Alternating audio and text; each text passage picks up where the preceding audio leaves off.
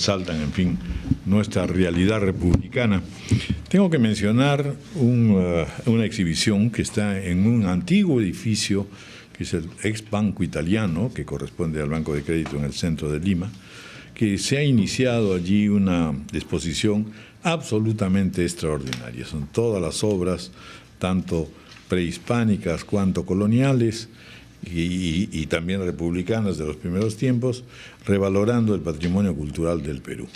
Estamos hablando de una restauración de una enorme cantidad de pinturas y de esculturas y de, en fin, una serie de objetos también de maravillosos, en fin, eclesiales, etcétera.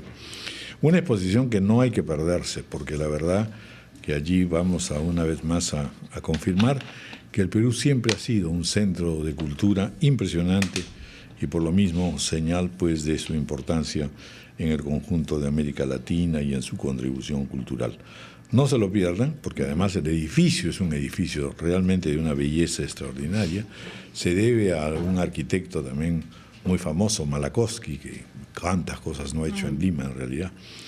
Está abierta y desde el 1 de julio hasta el 31 de agosto, la obra del Fondo Pro Recuperación del Patrimonio Cultural de la Nación del Banco de Crédito del Perú. De verdad, hay que ir. Sí, hay que ir. De todas maneras. Y de paso ahora un pasadito por el centro que está bonito. Está muy bonito también. ¿Hasta cuándo va? ¿Todavía tiene...? Sí, acaba de inaugurar. Acaba de inaugurarse y ahora va a estar hasta el final de mes. Bueno, muy bien, vamos rápidamente a atender a nuestra primera invitada, que es la doctora Carmen Moreno, ¿no? Bienvenida, muchas doctora. Gracias, buenos días. Para conversar, ella es directora regional de la Organización Internacional del Trabajo. Para conversar un poco sobre la violencia y el sicariato en construcción civil dentro del conjunto de problemas de asesinatos, matanzas y venganzas que el Perú viene sufriendo, un cuadro de violencia bastante serio. Doctora Carmen Moreno, a ver, ¿cómo tener una explicación primero de este problema que se ha ido generalizando? Curiosamente, en el momento en que además tenemos un desarrollo de la construcción bastante importante y hay pues oportunidades y desarrollos en diversos sitios, no solamente en Lima. Sin embargo, esto ha ido creciendo y es una extorsión manifiesta que tanto los trabajadores como los constructores y empresas constructoras se ven en serísimas dificultades porque tienen que estar permanentemente pagando y de lo contrario simplemente se exponen a la muerte, ¿verdad? ¿Cómo es el asunto? Bueno, muy buenos días. En primer lugar, efectivamente el asunto es un asunto muy, muy complejo, muy serio, que efectivamente va incrementándose. Precisamente ese crecimiento y ese boom en infraestructuras pues hace también que se vayan generando otros tipos de problemática en el interior.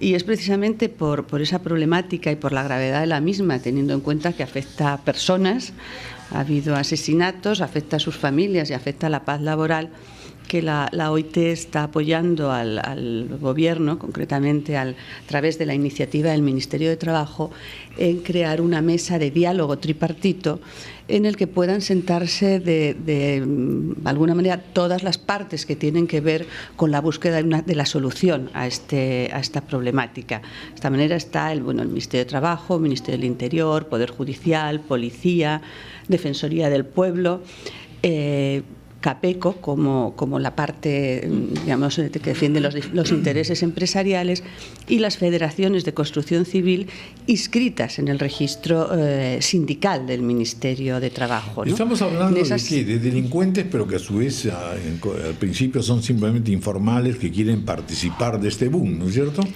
Al no sentir que tienen el espacio, entonces empiezan estos actos de violencia y de presión para conseguir cupos. O sea, yo creo que el problema es más profundo y de mayor análisis, porque, bueno, en principio hay sindicatos que son inscritos, personas que se organizan para defender intereses de los trabajadores, y en ese seno hay conflictividad, hay criminalidad, y son los órganos competentes los que están llamados a poder determinar cuál es el nivel de delincuencia, de extorsión y poder resolver esa problemática, ¿no? Precisamente uno de los temas que le hemos propuesto al Ministerio para trabajar en esa mesa de diálogo, que, como le digo, se trata de construir todos aquellos implicados una hoja de ruta de atención a la problemática. Les hemos propuesto conocer experiencias de otros países, por ejemplo Colombia, un país cercano y amigo, donde hay una alta, digamos, violencia antisindical, ¿no? No necesariamente asociada a la construcción civil, pero una alta violencia antisindical, y hemos apoyado a este gobierno en poner en práctica mecanismos que permitan luchar contra la impunidad. Pero creo que eso es importante aquí. Sí, pero aquí más bien el fenómeno me parece a mí que tiene un componente del crimen organizado muy fuerte, más allá de lo sindical, y que algunos dirigentes puedan verse tentados a ceder a algunas presiones o a incluir a gente en la organización. Me parece que más bien es el crimen organizado, y es lo que la policía da cuenta, lo que en los hechos cotidianos dan cuenta, es que el crimen organizado en el Callao, por ejemplo, aquí en Lima, en provincias donde hay presupuesto para el desarrollo de obras, el crimen organizado lo que hace directamente, ya no se disfraza de sindicatos, sino que va directamente y cobra cupos a las construcciones, a las constructoras y a los gobiernos regionales o distritales, en el caso sean ellos los encargados de la dirección de las obras. Sí, por eso un componente policial muy grande, más allá de lo sindical. Por eso yo creo que, y reitero que es tan importante el poder llegar al fondo de la cuestión y saber cuál es el nivel de esa criminalidad y de esa organización delictiva, ¿no? Hay un factor social que de pronto no sé si se está analizando, y es que construcción civil es una fuente de trabajo para expresidiarios, para personas que han salido de la cárcel, que encuentran en construcción civil un espacio donde trabajar. Tal vez están transportando conductas propias de la criminalidad por el tipo de trabajador que se percibe. Bueno, es un tema realmente interesante. También el Instituto Penitenciario está en esta mesa un poco para analizar esa cuestión, ¿no? O sea, en principio la reinserción es importante, claro, ¿no? Pero hay que ver en qué manera, en qué forma y en qué sector, ¿no? Entonces es un tema, yo creo, que hay que revisar, y analizar, y estamos en la mejor disposición de apoyarlo, ¿no? Claro, para ver cuáles son todas las aristas, ¿no? Las aristas del problema, ¿no? Y dígame, señor hombre, ¿no han encontrado casos similares en la región, o el Perú es particularmente especial en esta realidad que es bastante compleja? No, es un fenómeno no solamente de la región, es un fenómeno extendido. De acuerdo. Digamos que también globalizado. Lamentablemente. ¿Y siempre en construcción civil? ¿O hay otros sectores? Lo que pasa es que el boom ahora mismo que representa el sector, pues hace también que sea un atractivo para poder tener manifestaciones, claro, delictivas, ¿no? Cubre varios aspectos, desde los terrenos que son ocupados, la parte de los materiales, la parte de los empleos, ¿no? Y en fin, incluso hasta empiezan los chantajes a los vendedores de viviendas, ¿no es cierto? Con facilidades, etcétera. Entonces es todo un universo, ¿no? Y dígame una cosa, ¿y esta mesa de diálogo cómo va a trabajar, cómo va a funcionar?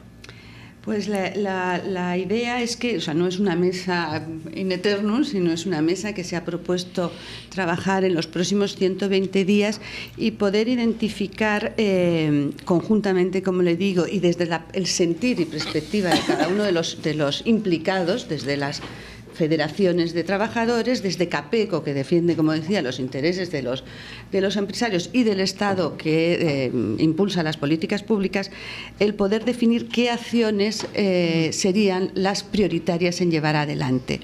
O sea, la mesa no parte de un vacío, porque ya en el 2012 se estableció una comisión multisectorial para analizar, para promover la formalización en el sector y avanzar en esta problemática. ¿Y de pronto hay algún ejemplo de alguna región, algún lugar del Perú, o ya que el fenómeno es globalizado, del mundo, donde el tema se haya podido manejar, donde ya se vean resultados?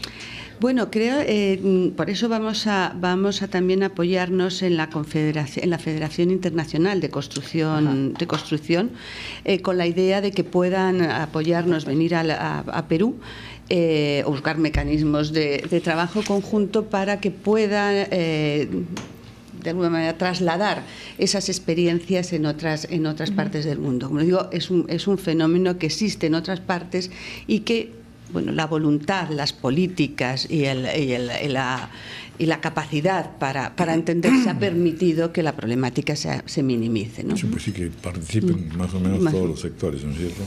Bueno, pues muchas gracias, doctora Carmen Moreno, y ojalá podamos concretar cosas. No, muchas gracias porque el papel también de ustedes como medios en poder promover esa paz laboral y ese llamado al diálogo es fundamental. Es fundamental. También. Ahora, desgraciadamente nosotros tenemos, pues, creo que en varios países pasa lo mismo, es decir, es una historia bastante larga, no solamente reciente con el boom.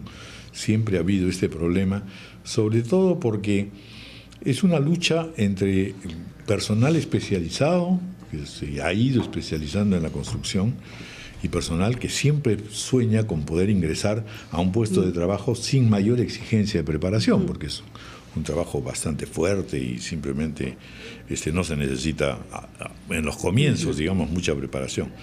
Y entonces ahí empieza el problema, ¿no es cierto? Sindicalizados, no sindicalizados.